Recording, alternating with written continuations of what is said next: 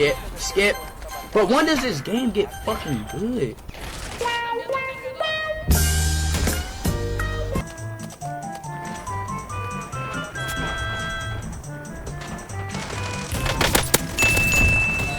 Ay.